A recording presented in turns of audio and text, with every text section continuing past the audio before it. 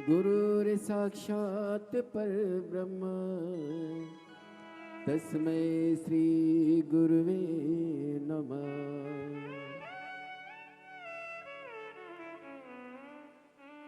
मेरी चौखट पे चल के आज चारों धाम आए हैं। मेरी चौखट पे चल के आज चारों धाम आए हैं।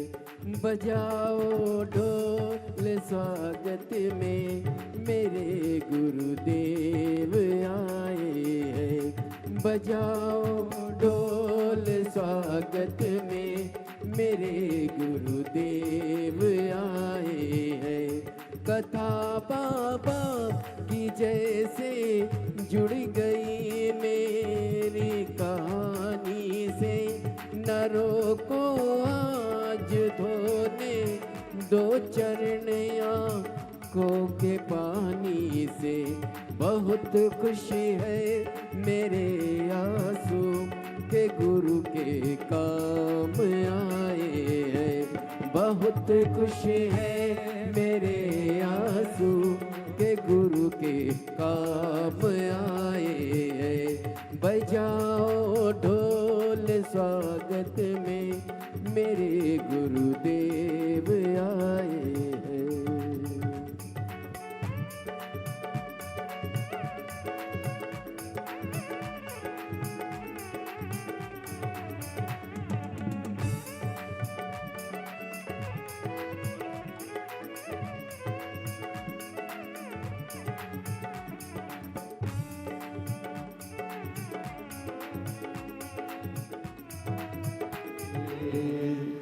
मार्गशीर्ष मास में, यह पवित्र महीने में, जिस महीने में भगवान शंकर का शिवलिंग प्रकट हुआ है, ऐसे पवित्र महीने में यदि आपके गांव में, आपके नगर में, आपके क्षेत्र में, आपके आसपास में यदि शिव पुराण की कथा सुनने के लिए मिल जाए और आप उस पंडाल में बैठकर यदि कथा श्रवण कर लें, तो समझ लेना कि कहीं हमारी झोली खुशियों से बाबा को भरना होगा। इसलिए बाबा हमको ये मार्गशीर्ष मास में बुलाया।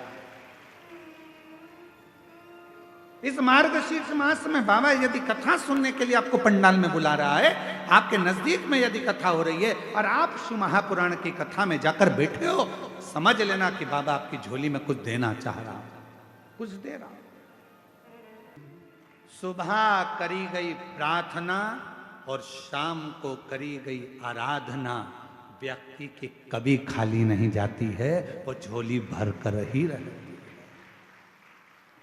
सुबह के समय पर उठकर भगवान के सामने खड़े होकर 2 क्षण, 2 मिनट, 1 मिनट, जितना समय मिले, हम ये नहीं कहेंगे कि 24 घंटे भगवान के मंदिर में बैठो। हम आपसे ये भी नहीं कहेंगे कि आप बाबा बन जाओ। हम आपसे ये भी नहीं कहेंगे कि सन्यासी बन जाओ। हम आपसे ये भी नहीं कहेंगे कि संत बन जाओ। आप ना संत बनो, ना सन्यासी बनो, ना बाबा बनो, ना योगी बनो, ना तपस्वी बनो, ना साधक बनो।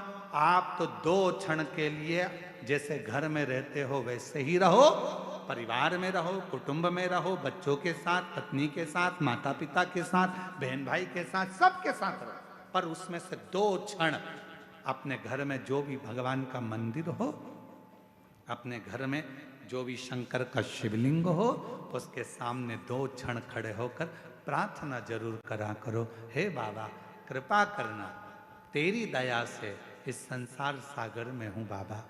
ना जाने मेरी कौन सी श्वास आखिरी हो, पर निवेदन है बाबा, हर श्वास में तेरा नाम जपता रहूं, ऐसी कृपा बनाए रखना। बाबा से प्रार्थना करते हैं। प्रातः के समय पर सुबह की करी हुई प्रार्थना और शाम की करी हुई आराधना कभी खाली नहीं जाती। शाम के समय पर अपने घर में भगवान को एक घी का दीप अवश्य लगाना चाहिए, अवश्य। एक बेटी का प्रश्न है, कोई बेटी ने प्रश्न करा, मेरा नाम प्रेरणा जी कहीं बैठी हैं? आप ही हैं? धन्यवाद आपके प्रश्न का, बहुत सुंदर आपने प्रश्न किया। आइए एक बेलपत्र लेकर जाइएगा। और नीचे आपने लिखा, आपकी बहन प्रेरणा, मैं बहुत बहुत साधुवाद करता हूं जी आपके प्रश्न के लिए। आपने प्रश्न किया, घर के मंदिर में देवी और देवता दोनों रहते हैं। हमारे घर के मंदिर में, प्रत्येक घर के मंदिर में देवी भी रहती है, देवता भी रहते हैं। हमें घर में नित्य प्रति कौन सी बाती का दिया लगाना चाहिए, लंबी या गोल? कृपया निवेदन है इस प्रश्न का उत्तर जरूर। सबके घर में देवी भी होती है, देवता भी होता है।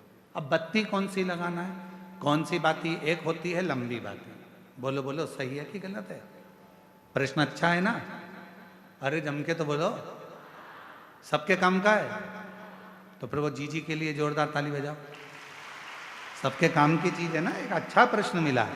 और केवल आपके लिए नहीं, केवल कच्चे गांव के लिए नहीं, कांकेर क्षेत्रवासियों के लिए नहीं, जितने इस आस्था चैनल के माध्यम से, फेसबुक के माध्यम से, इंस्टाग्राम के माध्यम से और संपूर्ण सोशल मीडिया के माध्यम से और संपूर्ण मीडिया के माध्यम से, चाहे वो यहाँ के पत्रकार बंधु हो, सोशल मीडिया हो या ऑल मीडिया हो, सभी मीडियाओं के माध्यम से जो लोग कथा को श्रवण कर रहे हैं, लाखों की संख्या में, करोड़ों की संख्या में, वो इस प्रश्न का उत्तर जरूर सुन। इसमें उन्होंने प्रश्न करा है कि गुरुदेव, घर के मंदिर में देवी और देवता दोनों रहते हैं, तो हमें घर में नित्य प्रति कौन सी बाती, लंबी या गोल का प्रयोग करना चाहिए? तो निवेदन है, जब नवरात्रे का समय आए और 9 दिन तक देवी माँ आपके घर में विराजमान हो, या दीपावली का पर्व हो जब महालक्ष्मी की पूजन कर रहे हो, तब लंबी बाती का प्रयोग करें। बाकी के समय में घर में हमेशा गोल बाती का प्रयोग चालू रखें। गोल बाती का प्रयोग, जो क्या, कौन सी आपके यहाँ गोल बोलते हैं, फूल बोलते हैं? गोल फूल बत्ती का प्रयोग कर, फूल बत्ती।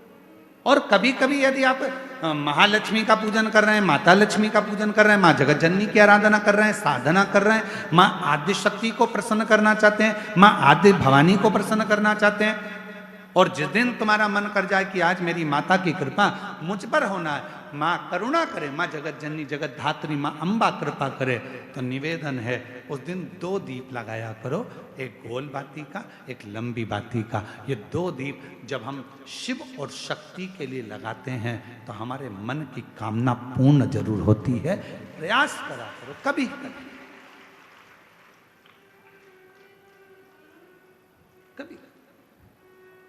और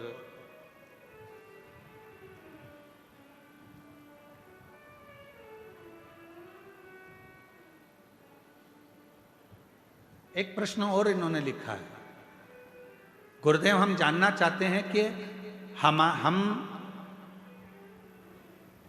बच्चों को रुद्राक्ष का जल देना चाहते हैं, पर बच्चे कई बार वो पीते नहीं, कोई कहीं नहीं पीता, कोई नहीं पीता, कोई पीता। तो हमने क्या करा कि घर का जो मटका है उस मटके में रुद्राक्ष डाल दिया।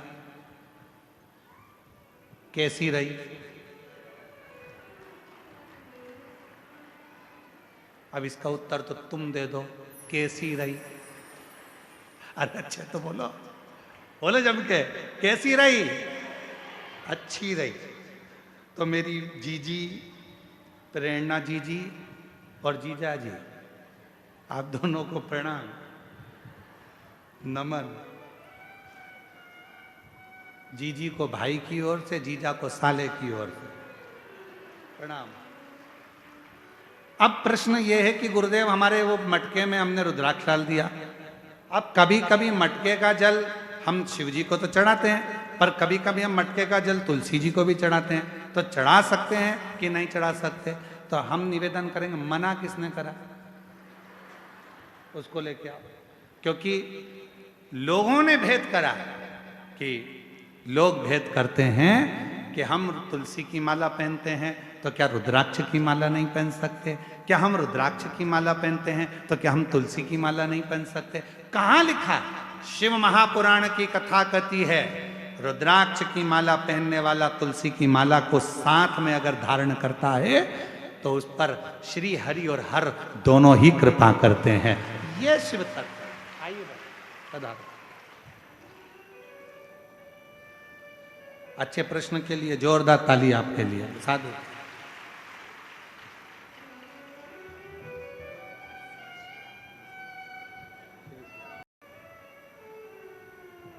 सुबह की प्रार्थना और शाम की जम के बोलो दोनों बहुत।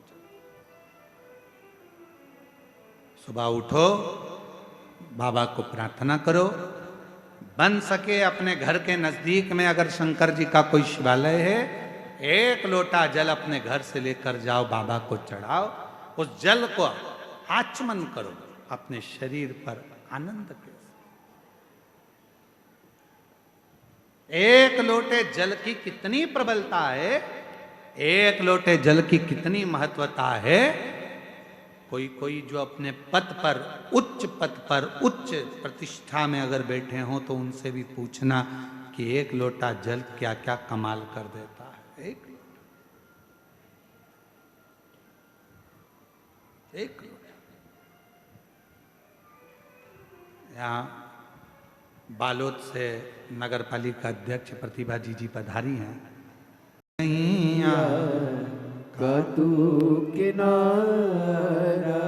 महाराज, सुबह की करी गई प्रार्थना और शाम की करी गई आराधना दोनों फलित होती है, दोनों फल देती है, दोनों फल देती है।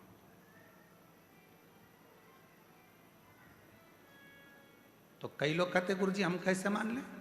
उसका प्रमाण शिव महापुराण में दिया। देवराज नाम का ब्राह्मण, कभी ब्राह्मण कुल में जन्म लेने के बाद भी उसने कभी ब्राह्मण कर्म नहीं किया था। कभी ना भजन किया, ना कभी सत्संग किया, ना कभी कथा का स्मरण किया, ना कभी संकीर्तन किया, ना कभी पूजन करी, ना कभी पाठ किया। केवल परिवार में रहता था, अच्छी धर्मात्मा पत्नी थी, 2 घर में बच्चे थे।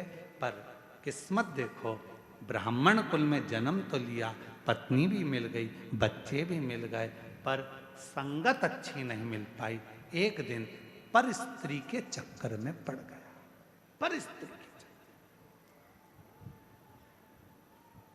बाबा से प्रार्थना करना कि हमारी जिंदगी में कभी ऐसा समय मत लाना कि कोई पर स्त्री हमारे सम्मुख में, हमारे जीवन में ऐसा समय मत लाकर रख देना कि पराया धन हमारे सम्मुख नहीं। बाबा भगवान भोलेनाथ जी से कहना कि ऐसी कृपा करना मेरे शंकर, ऐसी करुणा करना मेरे भोले बाबा। अगर मुझे देना तो मेरी किस्मत का देना, जो मेरे ललाट पर लिखा हो ऐसे भाग्य का देना, जो सतमार्ग में लगे, अच्छी जगह लगे, अच्छे कर्म में लगे। ऐसा धन मत दे देना जो ले जाए, डॉक्टर में लगाओ, न इसमें लगाओ, न उसमें लगाओ, गलत गलत जगह पर धन लगता रहे। कहीं कोर्ट में लग रहा, कचहरी में लग रहा, थाने में लग रहा, कहीं हॉस्पिटल में लग रहा। ऐसा धन, ये धन नहीं चाहिए, ऐसा धन नहीं चाहिए। कोर्ट में लग रहा है, कचहरी में लग रहा है, थाने में लग रहा है, हॉस्पिटल में लग रहा है, पड़े हुए हैं, इलाज पे इलाज चल रहा है, कहीं ये धन वहां यहां ना जाने कहां कहां। ना ना ना बाबा, अगर तू देना तो ऐसा धन देना कि वो कहीं लगे। तो जैसे आज जायसवाल परिवार शिव महापुराण की कथा करवा रहा है, ऐसा धन देना कि हमारे भी जीवन में एक कथा हो, ऐसी देना। तू मना नहीं, पर सत्कर्म कर, अच्छा दे। प्रार्थना, कई लोग कहते हैं क्या सुबह की प्रार्थना और शाम की आराधना क्या जीवन बदल देती है? बदलती है, जरूर बदलती है। बस याद रखो, प्रातः के समय पर प्रार्थना करो, बाबा को नमन कर कर, निवेदन कर कर, एक लोटा जल समर्पित कर। और जैसे जैसे प्रदोष काल आए, शाम का समय, सूरज ढलने का समय हो, प्रदोष काल का समय हो, प्रदोष काल का समय हो और हल्का हल्का सूरज डूब रहा हो, अंधेरा थोड़ा थोड़ा छा रहा हो, और उस समय पर जब हम बाबा को दीप लगाकर आराधना करते हैं, उसकी स्तुति करते हैं, श्री शिवाय नमस्तुभ्यं, श्री शिवाय नमस्तुभ्यं, श्री शिवाय नमस्तुभ्यं, श्री शिवाय नमस्तुभ्यं। जब हम आराधना करते हैं, साधना करते हैं, तो वो समय का प्रदोष काल का दीप, प्रदोष काल की आराधना, प्रदोष काल की साधना और प्रदोष काल में परमात्मा का लिया गया नाम हमारे करोड़ों करोड़ों करोड़ों करोड़ों पुण्य को प्रबल कर देता है और हमारे पाप को छिन्न कर देता है। हमारे पाप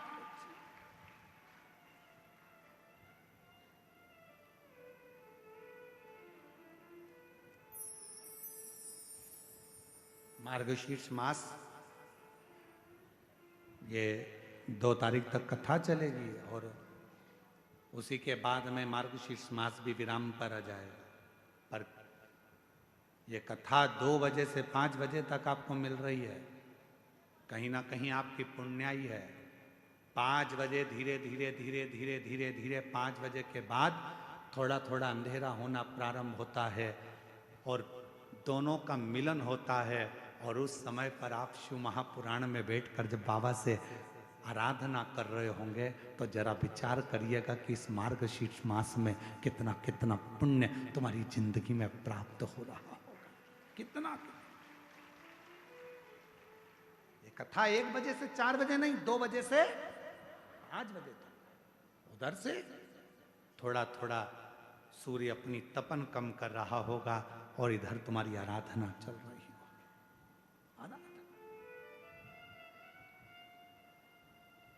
और जब आप कथा पूरी श्रवण कर कर, आरती कर कर, भूमि को नमन कर कर, वहां की मिट्टी को अपने मस्तक पर लगाकर, हृदय को लगाकर जब बाबा से प्रार्थना कर कर जाओगे, नित्य है कि प्रदोष समय की ये आनंदमय पल आपकी जिंदगी को बदल कर रख देंगे और आपको संपदावान।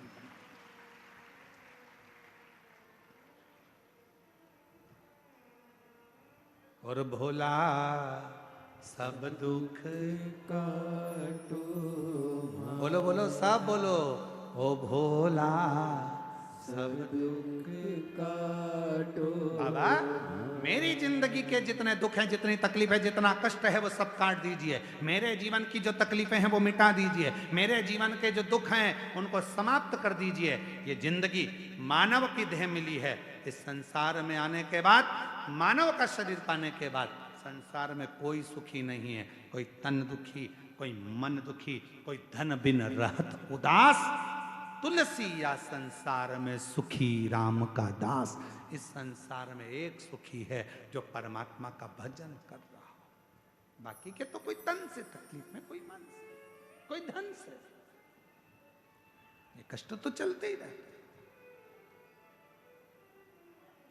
ये तकलीफें तो चलेंगी, ये कष्ट तो चलेगा।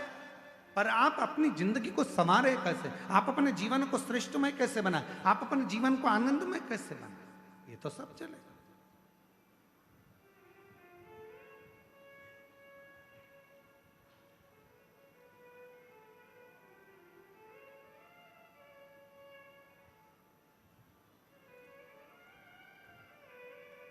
देव, हम लोग पहले से शिव जी को नहीं मानते थे, शंकर पर जल नहीं चढ़ाते थे। आपकी कथा से विश्वास जागृत होकर जल चढ़ाना प्रारंभ करा। उस जल की महिमा देखी। आप कहते हो कि घर के अंदर जल छीटा करो। मैंने थोड़े दिन पहले ही देवरानी से कहा था कि जो जल शंकर जी का चढ़कर आता है वो घर में छीटा करो। उस दिन देवरानी ने भी जल छीटा था और बाबा ने कैसे बचाया। गुरुदेव, सब सो रहे थे, मध्य रात्रि का समय था और देवर के कमरे की पूरी छत नीचे गिर गई। पूरी की पूरी छत जब नीचे गिरी, गुरुदेव, लोगों ने छत देखकर कहा कि कोई जिंदा नहीं बचा होगा, पर मेरे बाबा ने पूरी छत को अपने हाथ पर झेला। छत तो गिरी, पर मेरे देवर देवरानी और उनके बच्चों को कुछ भी नहीं। उसका फोटो भी लगा रही हूं, छत के गिरने का। पूरी छत गिरी, पर मेरे बाबा ने, मैं मानती हूं गुरुदेव कि शंकर पर चढ़ा हुआ जल जब घर में लाकर छीटा जाता है तो उसका फल एक ना एक दिन मिलता जरूर है। उसका फल मिलता जरूर है।